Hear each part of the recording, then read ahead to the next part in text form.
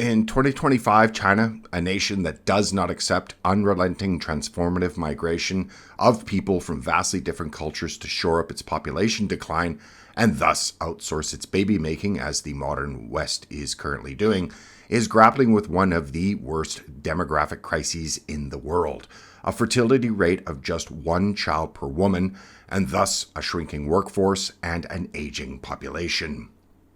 However, what are being tabled as possible solutions?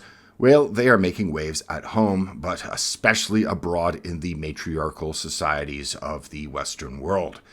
Beijing's new proposed and potential policies to boost births, and that is the possible restricting of the termination of pregnancies as a form of birth control, as well as reportedly taxing single women, well, it has sparked global debate. And unlike in China, in the atomized and highly feminized West, these are not seen as solutions to an existential civilizational crisis, but a rollback on the rights bequeathed to women by the state. So which is it? Will China fix its one-child policy by now making the women of that country breeding machines? Broodmares, if you like? Well, before we get into that, let me tell you about how you can help yourself without the need for the state or its permission, with an amazing natural pain solution. It's pretty self-evident to most that Big Pharma wants you hooked on pain pills, but there's a natural solution taking the US by storm: canolidine from GDR Labs.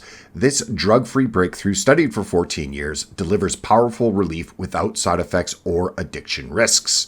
Called nature's morphine, it activates your body's natural painkillers, offering results at a fraction of the cost of traditional treatments. With over 2 million bottles shipped last year, it has changed countless lives. So then, until midnight tonight, try it risk-free for 90 days at just $1 a day. No subscriptions, no gimmicks. Made in small batches in Atlanta, Georgia, authentic canolidine is sold only from GDR Labs. Act fast as the special pricing ends tonight.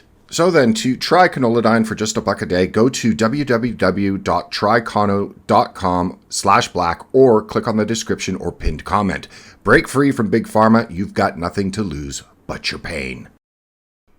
Looking in the rear-view mirror, China's one-child policy enforced from 1980 to 2015, which did slash birth rates in the country.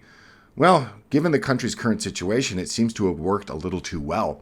By 2021, the fertility rate plummeted to 1.15, far below the 2.1 children needed to sustain a population. Last year, births hit 9.54 million, which is a slight uptick, but demographers predict a drop below 9 million births this year. In the current worldwide economic model based on never-ending growth as well as an aging population that becomes mostly dependent upon the state, well, this of course threatens economic stability, with fewer workers supporting more retirees. In 20 years, the dependency ratio could shift from 5 workers per retiree to just 1.6 workers per retiree. Beijing, of course, sees this as a ticking time bomb, and most importantly, to social stability of the country, something that Chinese seem to have a problem with every century or so, and it does tend to lead to total chaos. To reverse this, currently China offers subsidies of $500 per child annually and expanded maternity leave as well as tax breaks. More controversially, the National Health Commission has pushed to limit non-medical abortions since 2021, meaning that the termination of unborn children will no longer be used as a form of casual birth control. In Jiangxi, for example, women past 14 weeks pregnant, well, they need 3 doctors' approval for an abortion. And this is, of course, raising fears of the feminists in that country of broader restrictions. Moreover, there are now unverified reports suggesting that the government is considering taxing single women, a kind of bachelorette tax, to push them toward marriage and motherhood. These claims, though not officially confirmed, they do align with China's pro-natalist agenda, which denies single women access to IVF as well as egg freezing.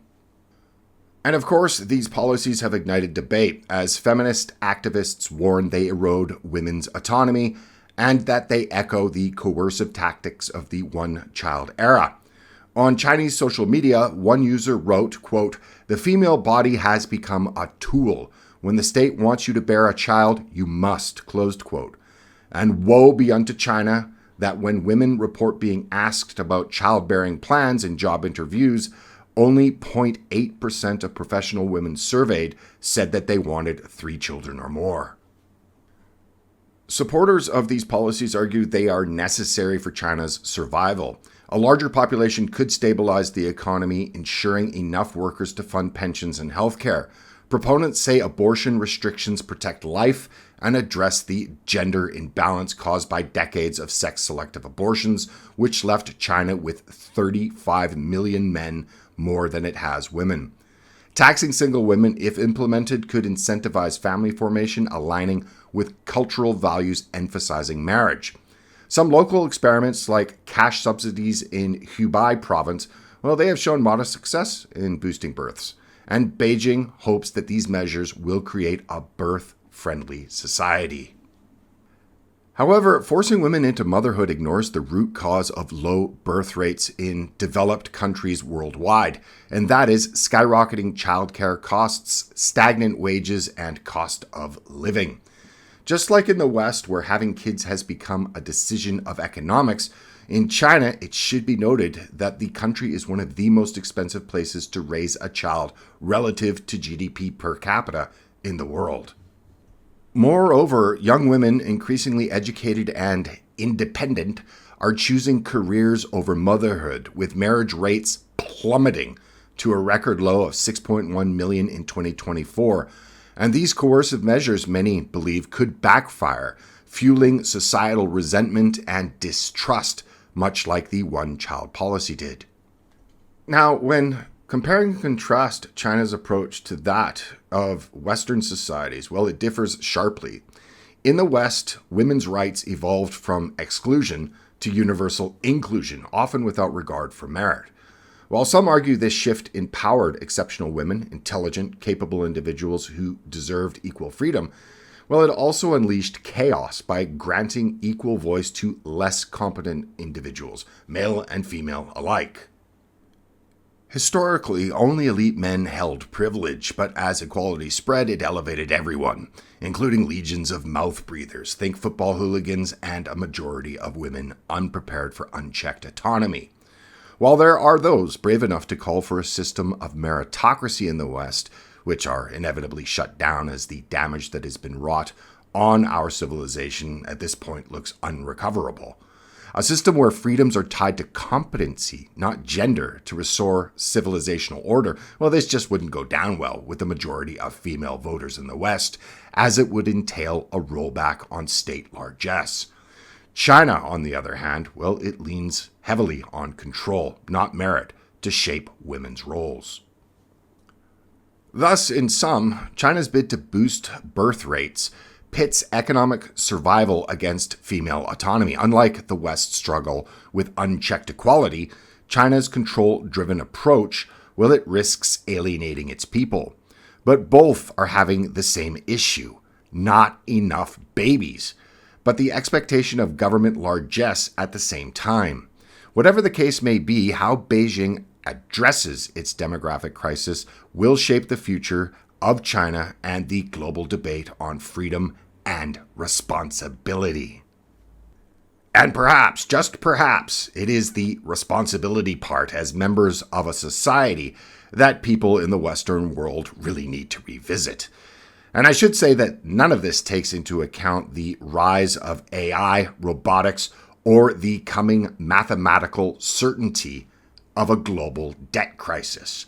But that, of course, is for another video. So what do you think? Is China on the road to doom, or will they turn things around? How do you think the West's solutions to these same problems stack up with China's?